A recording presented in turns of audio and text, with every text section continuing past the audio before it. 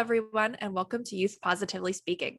My name is Paige Ewing, and I work at Prevention Resources as the multimedia specialist for Positive Youth. Prevention Resources is a nonprofit located in New Jersey that is dedicated to promoting health and wellness of individuals, family, and community through education, collaboration, advocacy, and treatment. As always, I have with me Erin Cohen, the project coordinator of Positive Youth, and my co-host. Like Paige said, I'm Erin, and I am the project coordinator of Positive Youth. And the Positive Youth Initiative focuses on building countywide capacity to reduce substance misuse for youth 9 to 20 here in Hunterdon County. So today we are joined by our two featured youth members, Bryce and Elizabeth. So welcome back to the podcast, Bryce, and please introduce yourself for anybody who might not know you. Awesome. I'm very glad to be back. My name is Bryce, and I am a rising junior in high school. Thank you, Bryce. And also welcome Elizabeth to the podcast. Please introduce yourself too. All right. Hi, I'm Elizabeth. I'm a rising senior, and I'm happy to be here. Well, we are very happy to have you. And our expert for today's episode, we have with us Jerri Collevechio. So welcome, Jerri. And why don't you introduce yourself as well? Thank you. I'm Jerri Collevechio. I work at Prevention Resources, and I primarily do most of my work on the Safe Communities Coalition in Hunterdon and Somerset County. And basically our goal is to reduce substance abuse in both counties. And we do that by using data-driven strategies and to promote community level change. And I'm happy to be here, so thank you. Well, we are very excited to have everybody here today.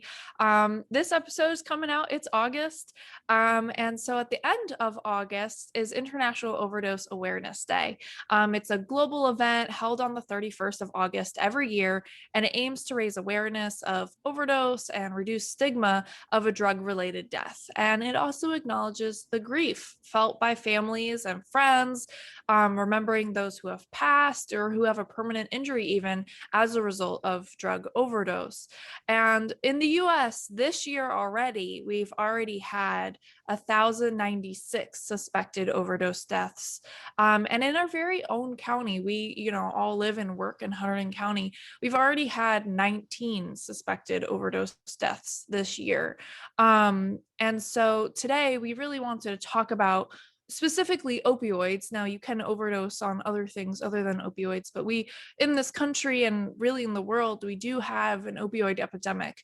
And so we wanted to talk about opioids, their impact on our community, and just kind of have a conversation about that specific class of drugs. And if we could get you, Jerri, to start and just tell us a little bit about what opioids are. Okay, so opioids are pain medications that are typically prescribed by a doctor. You have your Oxycontin, your Vicodin, and there's a purpose to these medications. They're for end of life or cancer patients who are in severe pain. However, unfortunately, back in right around 1996, it was like the perfect storm. Hospitals were tasked with taking care of their patients. And the biggest number one complaint was that their pain was not taken care of. So there was a big push from hospitals to take care of pain. And at that same time, our pharmaceutical companies came up with Oxycontin, and it was developed by Purdue Pharma. And again, it was meant for severe pain after surgery for a couple of days. Unfortunately, they realized that it really did control pain, so they started marketing it in other ways, which it was not intended to. And because doctors were prescribing pain medications, they were told that this was safe and non-addicting. And unfortunately, that was not true. So we saw a spike in people becoming addicted to these pain pills and medications and quickly moving on to heroin and other forms of opioids. So that makes a lot of sense, Jerri, when you talk about people moving to heroin and things like that. I know that 3 out of 4 heroin users started out with pain pills. And I think really the issue at the time, and even still happening now, is that people trust their doctors. So if the doctor prescribed them something, and if the doctors weren't told the truth back when it first came out about how addictive it was, I know people were getting, a 30-day supply of opioids for wisdom teeth being pulled out, right? And so when that happened, in 30 days, people can become addicted to it, right? Yeah, that's absolutely correct. And, even more pills to our older adult population, our seniors, sometimes they get a 90-day supply because doctors felt that they were responsible. So they're a very much at-risk group for becoming addicted to these pain pills. Um, I think one of the biggest problem is that it's like playing Russian roulette. You really don't know, is that going to affect you when you take these pain pills? Is it going to help? And a lot of people became addicted, not just for physical pain, but for mental pain. And they found that these medications did help them.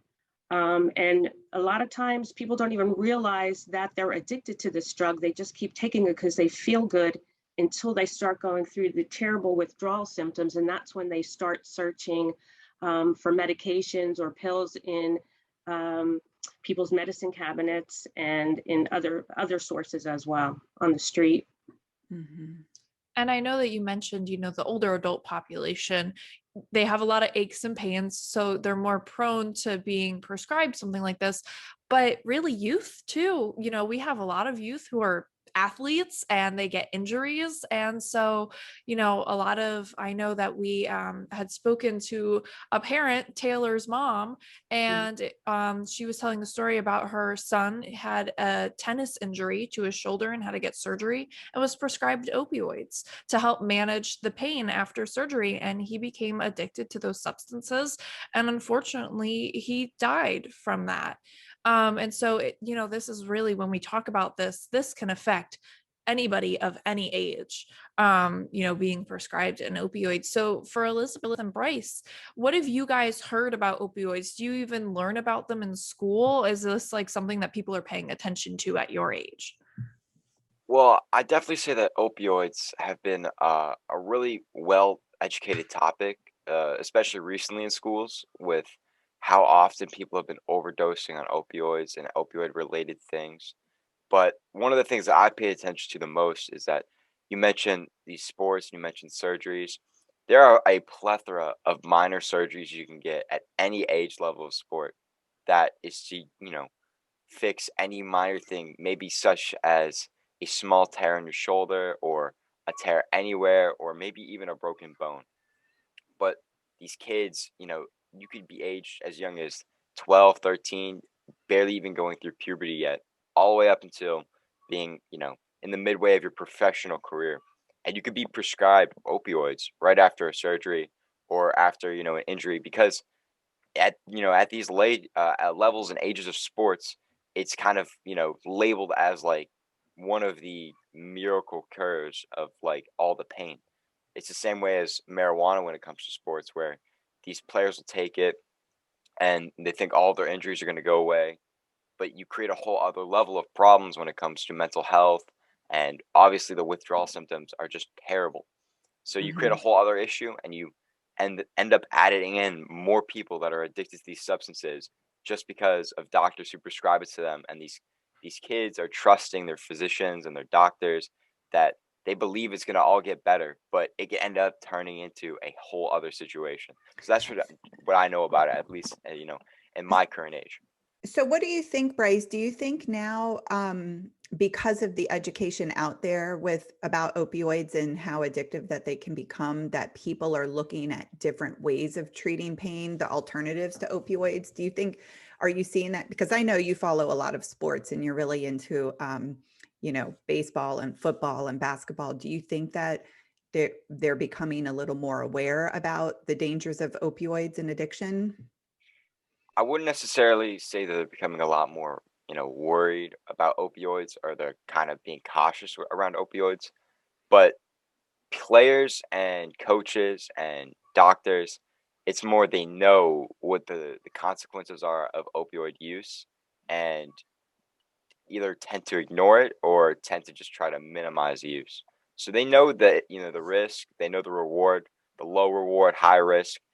It's an issue that they have to take another step back and really look at before they actually make a huge change.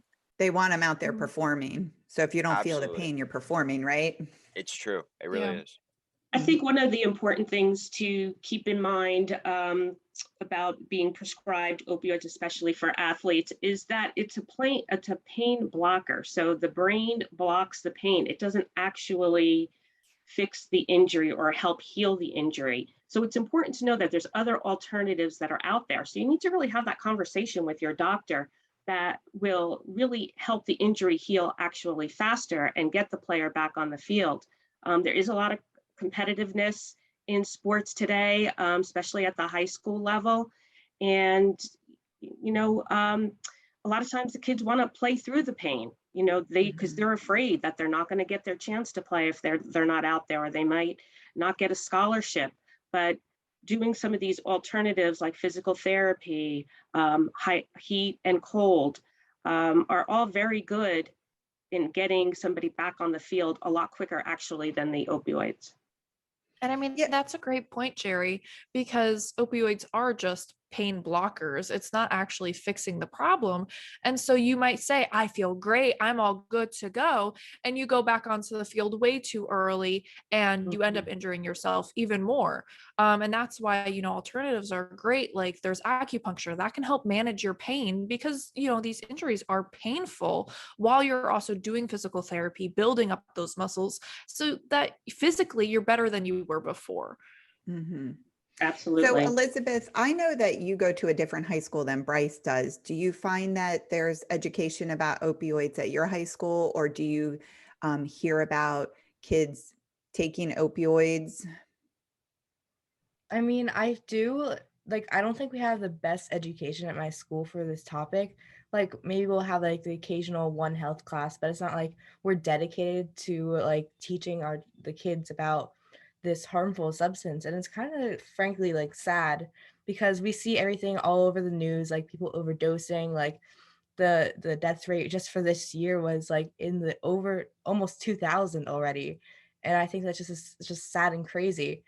And I've seen kids go and get pills multiple times a day. And I'm just like, why are you just keep on going back? Like, why don't you get help? Why don't you find another way to help you feel better? And sometimes being in pain is a good thing. I'm not saying for people to, really be suffering, but sometimes pain is a good way to know that you're healing, and it's your body's way of showing you how to heal, and when we're talking about drug overdose deaths in 2020, the numbers just came out. It rose 29.4%. And we know a lot of that is due to COVID as well, to an estimated number of 93,331. So we know that about 70,000 of them are for opioids themselves. But, that's a lot of people in 1 year in the United States dying from addiction. Yeah, I was just going to say, we're definitely a society for the quick fix, looking for that quick fix to make our pain go away, whether it's physical pain or mental health pain. And, we've got to come up with better ways of integrating coping skills into our schools' education alongside of our substance abuse prevention education. Because with those healthy coping skills, which you alluded to, Erin, is what really is going to help people and our youth, because we're so used to helping our kids, getting them out. And like you said, Erin, not feeling that pain. And sometimes you have to be a little uncomfortable to understand, how can I do this without my parents getting me out of, this situation, or a teacher, or a pill, or a drink. So definitely healthy coping skills and stress management are so important today in our prevention education. Let's talk a little bit about fake pills, because this is a huge problem that's going on now. And this is what's hurting a lot of our youth as well. We've talked about in the past that kids are using social media to, obtain different types of drugs, whether it's marijuana, whether it's, a Xanax or anything like that. They're using social media. And so we've seen the rise of fentanyl and fake pills. So can we talk a little bit about that, Jerri? Sure. So really, like we were talking earlier, it started with the pain pills. Then people and youth quickly moved to using heroin because it was cheaper, it was more available, it gave them a bigger high. And then fentanyl came into play, which is a synthetic fentanyl, not the fentanyl that you would receive in a hospital. And that is what has made this epidemic so increase, by millions of people dying because of fentanyl. So even here in Hunterdon County, we may not have the highest rate of opioid deaths, but we have one of the highest rates in the state of those that have overdosed with fentanyl. 90% of our cases here in Hunterdon County have fentanyl, which is, so deadly. And then after the fentanyl, we also have the fake pills, which have fentanyl, and they look so real. You can't even tell a fake pill from a real pill. So like our message is, not even once, you just don't know what you're getting. And many teens who have experimented for the very first time may have never had any reason to take an opioid pain pill, may think they're taking a Xanax to relax, and it has fentanyl and they die. I mean, it's really, really scary. Yeah. So for those listening to us that don't know, that Bryce is one of my sons, and if we talk a little bit about what I've said to you, Bryce, in the past, when it comes to pills, we always have the conversation around different substances in our house, especially with the work that I do. And, Bryce is going to be a junior. His one brother is going to be a sophomore. And, it really is concerning as a parent to talk to your kids about, alcohol and marijuana and pills and in heroin and all these things. And the one thing I say to Bryce what do I always say to you about pills? Is that you can't trust them. It's pretty much the bottom line. You cannot trust them. And I say, it doesn't matter if your friend's offering it to you, if, Bryce is friends with Elizabeth, if Elizabeth were to say to Bryce, hey, I have this is, this could make you feel cool or feel good. I've said to him, you cannot trust it because it's game over if it has something in it and you're done and gone in one little bit. And it's happening all the time. And it's like, I say it just steals our young people from us. And it's just so devastating. So, with parents, we're always trying to talk to our kids about making the right choices. This is one of those that makes me the most scared as a parent. And that's why I always say this right here, if someone is offering you, not that I want Bryce to vape, but if somebody's offering you to, take a hit off a vape, that's not going to kill you immediately. But if you take a pill and it has fentanyl in it, you could be dead immediately. Yeah, I think the message here is whether it's marijuana, alcohol, pills, you really don't know what's in any of it. You don't know if somebody put something in a drink. You don't know if somebody put something in that vape that could be deadly, or the pill. So you just really, really have to, make good choices. Mm-hmm. And it's really scary because when I was in college, I remember a lot of my friends would sell each other their Adderalls, which is like an ADHD medication. But I was like, you have no idea if that's a real Adderall or not. And so I looked it up, and in 2018, 11% of college students admitted to using Adderall without a prescription. And that's according to the Monitoring the Future College Students and Young Adults survey. I was like, 11% of people getting an Adderall, what they think is an Adderall, and they have no idea if it really is or if it has fentanyl in it. And for those of you who have been listening, if you don't know what fentanyl is, we had an entire podcast about fentanyl. So please go listen to that if you want to catch up on this conversation. But it's so scary. And I think we don't have enough conversations about fentanyl and how, even I read a study that they were spraying it onto marijuana. And so it's just like, this can be in anything. And like you said, Erin, it's game over. Mm-hmm. I think it also, like you brought up a good point, Paige, about the Adderall. We know it's a prescription. A lot of people and teens are prescribed Adderall for a reason, and it is needed for a reason. So it makes it kind of like, well, that's not so bad. It's prescribed by a doctor. So even if you take the Adderall and nothing happens, we call sometimes this the natural progression of experimentation. You know, you try something, made you feel good, then somebody else says, oh, why don't you try this? This will make you feel even better. So because a lot of times you have that false sense that it's okay, that it's just a pill, or, you know, it's a little bit of weed, it didn't really affect me. So you might want to experiment with harder and bigger drugs that are much more dangerous. Mm-hmm. And if we're talking, I do want to talk a little bit more about this International Overdose Day, which is August 31st every year. And we're talking about, you know, where you can remember loved ones and reduce stigma. Stigma is huge still when it comes to drug overdoses. And I've said it probably on this podcast a number of times that I really, really feel for families and for people who are in addiction, because when we're talking about opioids right now and talking about how people are prescribed to them by their doctor without the intention of addiction, you know, and then they turn to heroin because it becomes so much, it's too expensive to continue with the pills, or they can't get the prescription, and then it's cheap to get heroin. I really have a lot of empathy for people who are going through it. And, you know, we are always trying to break the stigma. You know, we were talking about breaking the stigma a few episodes ago.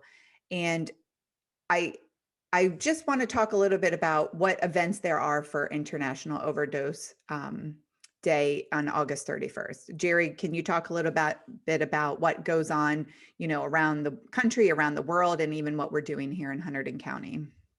Sure. So as Erin said, we honor those that have lost their lives and support the families.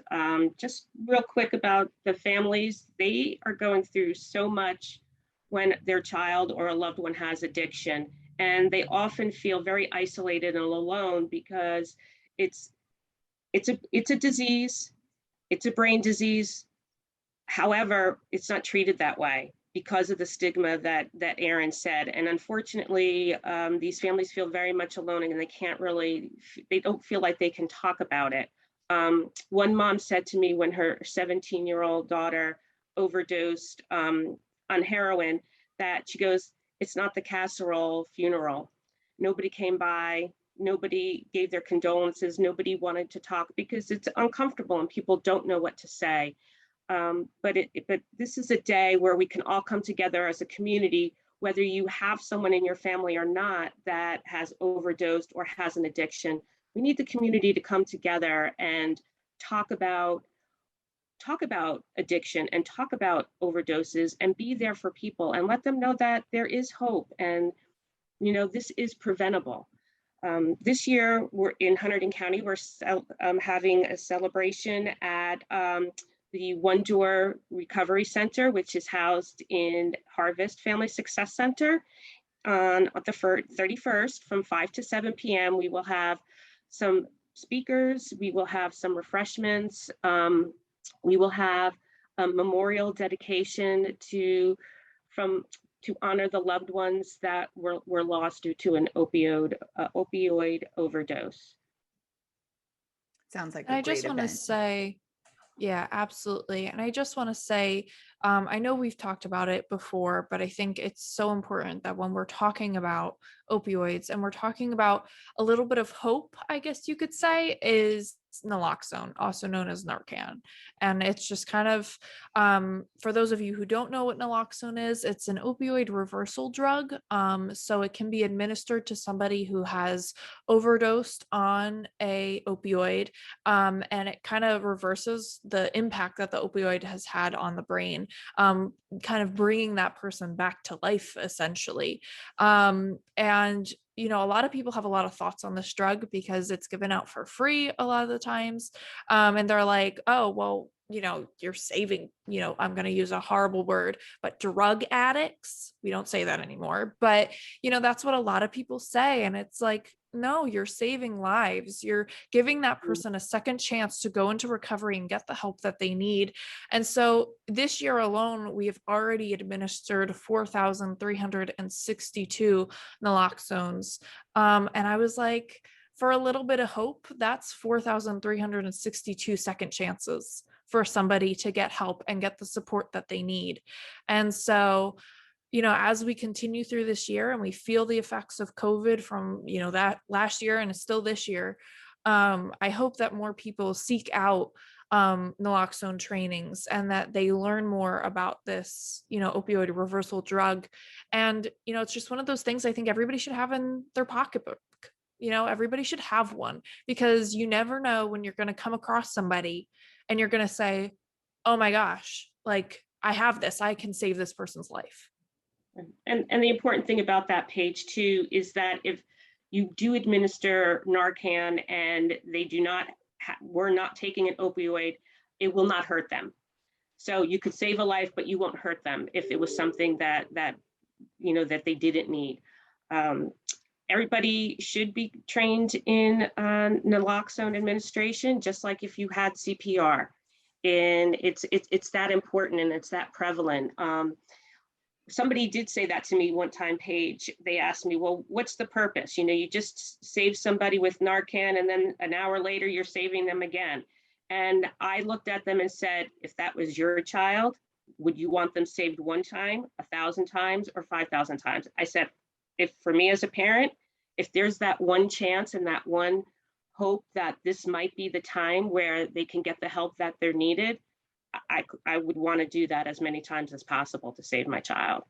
So kind of put it in perspective for them to get a better understanding of addiction. And it's not a choice. They may have made a choice that first time to take something, but they didn't make that choice to become addicted to a very, addicting drug, a horrible drug. And again, when you go back and you talk about that choice that they made, a lot of times it's because they had a surgery or an injury. I can remember I had a procedure done back in 2011. And that was when I wasn't working in the prevention at that time yet, but that was when I was first starting to hear about people pill popping, right? Seeing it on the news. And I remember I was prescribed Percocet and I was afraid to take it. I took it the first day. And I can remember when I took it, I said to my husband, I kind of see how people like this because it does, I kind of liked it, right? But I was afraid of it because I had been seeing so many news reports about it that I didn't let myself take it the second day because I just was afraid. Now, I'll also say, I wasn't working in prevention at the time and I didn't know. I just held on to that Percocet and it was sitting in my medicine cabinet literally until 2 years ago. And I finally got rid of it. So I also want to talk about how, Jerri, you mentioned people finding them in medicine cabinets. And I want to talk about how we have these drug disposal boxes all around the county and wherever you live, whether you live in Hunterdon County, New Jersey, or you live in California, a lot of places have places where you can get rid of your medicine disposal, safe medicine disposal, because that's where people go. And people will do all kinds of things if they're addicted. They'll go and steal it from their friend's medicine cabinet. We were just recently talking about when there's realtors showing open houses, they'll go in the medicine cabinets there because they're just looking for it wherever they can get it. So if you have medicine you're not using, don't do what I did and hold on to it for 8 years or something like that. Get rid of it. And I will say, I'm glad to know now that a lot of times, if my husband gets medicine in the mail, they will send him information about it. And sometimes, telling you where you can get rid of your medication. So I feel like that's a lot more prevalent these days as well. Mm-hmm. Yeah, we have drop boxes all across the county. I think we're up to about 14. We also have takebacks at the senior center twice a month.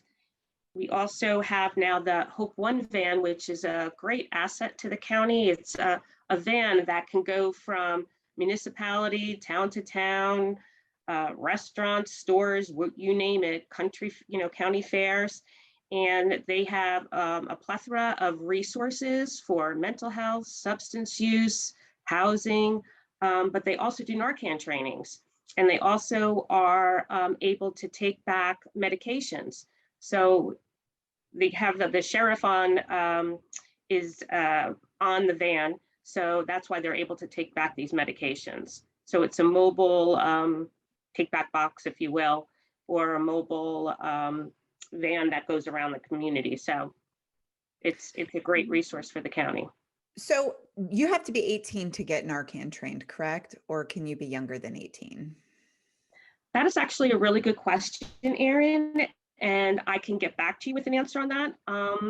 I think it could be anybody, but that's a really good question. I'm not. Yeah, really for some reason, sure. I feel like I've seen that you can be under 18 because I'm thinking about Elizabeth and Bryce. Elizabeth is 17, Bryce is 16, getting trained, because young people can be around people also. We always talk about the kids, calling 911 if they see someone in trouble, but if they could be Narcan trained. But I think for some reason I had seen or heard that you have to be 18 to get the Narcan in your possession once they, train you, how they give you your kits. I think you have to be 18, but we'll look into that and we'll put it on our website as well, or put it down in the information for this episode.